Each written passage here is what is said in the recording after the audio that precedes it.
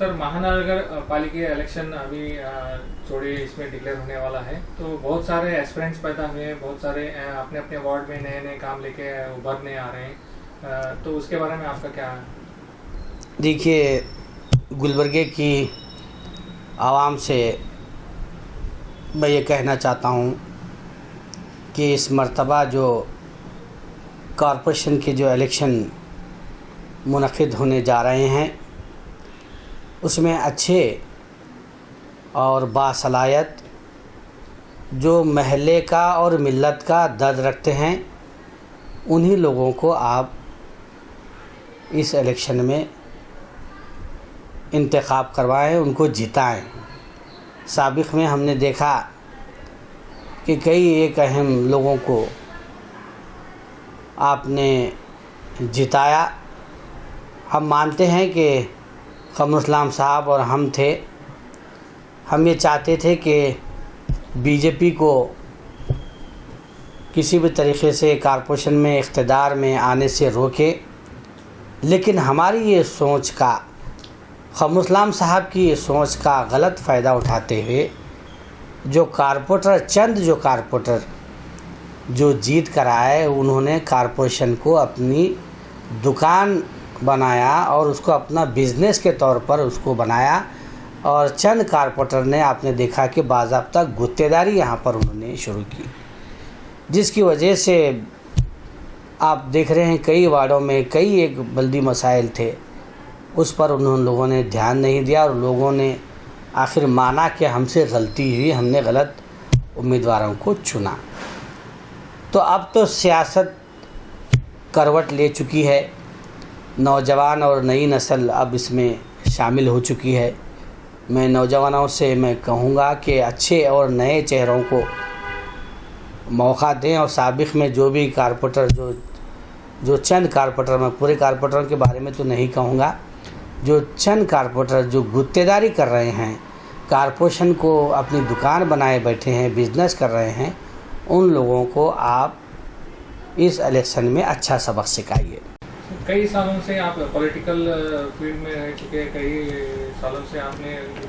उतार चढ़ाव देखा है पॉलिटिकल इसमें, तो आपने भी कुछ सोचा है कि आगे जाके जो महानगर पालिका इलेक्शन होंगे या एमएलए इलेक्शन में आप किसका सपोर्ट करेंगे, कौन सी पार्टी को? आप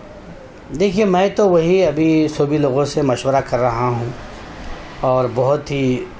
संजीदगी से गौर व फ़िक्र कर रहा हूँ, क्योंकि पूरे हिंदुस्तान का अगर हम जायज़ा लें तो रीजनल पार्टी ही ऐसी पार्टियां हैं जो बीजेपी को शिकस्त दे रही हैं। आपने देखा कि वेस्ट बंगाल में वहाँ पर आपने ममता बनर्जी ने वहाँ पर बीजेपी को अच्छी खासी शिकस्त दी और हमें बड़ी खुशी है। और इसी की तरफ से हमने बिहार में आपने देखा कि वहाँ पर भी जो काम होना था नहीं हुआ और हमारी छोटी जो गलतियाँ थी उसकी वजह से वहाँ की जो पार्टी है रीजनल पार्टी, वहाँ पर आरजेडी आई और उसी तरीक़े से दीगर जो स्टेट में हैं, अब तमिलनाडु में देखिए डीएमके वहाँ पर पार्टी आई। तो इसी तरीक़े से पूरे हिंदुस्तान में एक रीजनल पार्टीज़ बहुत ताकतवर बन कर के उभर रही हैं, जिसकी वजह से लोगों का भी जो सेकुलर माइंडेड जहन रखने वाले जो लोग हैं, अच्छे खासे वोटर्स हैं, जो संविधान पर, भारत के कॉन्स्टिट्यूशन पर जो यकीन रखते हैं, वो लोगों का माइंड थोड़ा अब चेंज होता हुआ नज़र आ रहा है, होना भी चाहिए, क्योंकि बीजेपी को अब रीजनल पार्टी ही अब शिकस्त दे सकते हैं, ये हमारा मानना है। और रही दूसरी बात, जो अहम मसले हैं, जो वार्डों में जो आए दिन आवाम शिकायत लेकर जाती है, उस पर ज़्यादा आपको ध्यान देना होगा, क्योंकि कौन बासलाहियत है, कौन जो है ना आपका काम कर सकता है, कौन अच्छा उम्मीदवार आपके दरमियान है, उन्हीं लोगों को आप इस इलेक्शन में इंतखाब कराइए। पार्टियों के नाम पे, लीडरों के नाम पर आप अगर जाएंगे तो यकीनन उस हल्के की तरक्की रुक जाएगी, पीछे चले जाएगी। और मेयर इलेक्शन में जो गड़बड़ियाँ होती हैं, आप देख रहे हैं कि क्या क्या मामले मेयर इलेक्शन में सामने आए। ये तमाम चीज़ों को रखते हुए इस कॉरपोरेशन इलेक्शन के बाद बहुत शॉर्ट में यानी साल 1.5 साल में एमएलए इलेक्शन भी आने वाला है।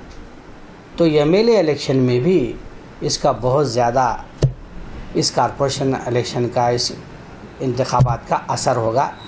तो एक अच्छी सियासत हम चाहते हैं गुलबर्गे में उभर करके आए।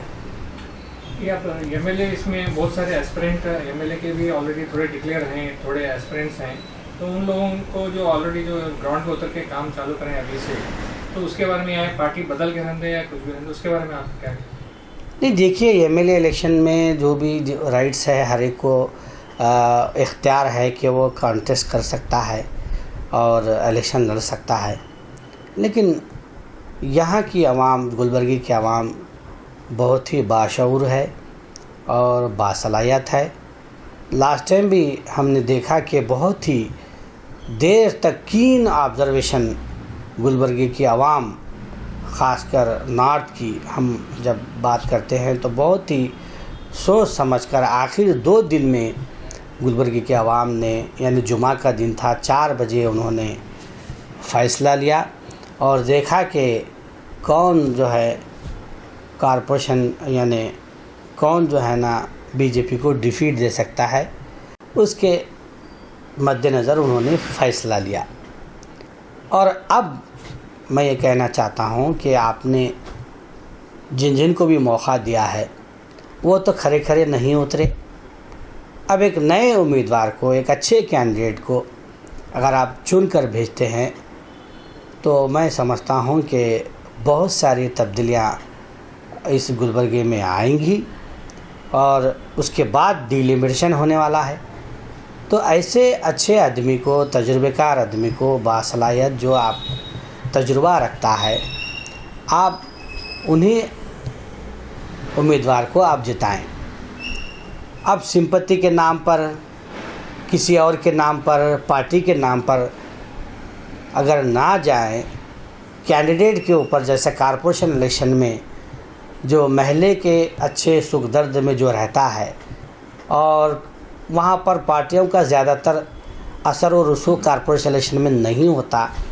महल्ले के जो जी असर हजरात होते हैं और वहाँ के जो अहम अशख़ास होते हैं वही लोग यहाँ पर कॉरपोरेशन में कॉरपोरेटर को इलेक्ट करते हैं। तो उसी तरीके का मैं चाहता हूँ कि एमएलए इलेक्शन भी हो ताकि आने वाली जो नई नस्ल है उसको भी सियासत में आने का मौका मिले और एक जो बड़ी लंबी जो हमें लड़ाई जो लड़नी है बीजेपी के ख़िलाफ़, फ़िरक़ा परस्त ताकतों के ख़िलाफ़, उसमें हमें कामयाबी मिले।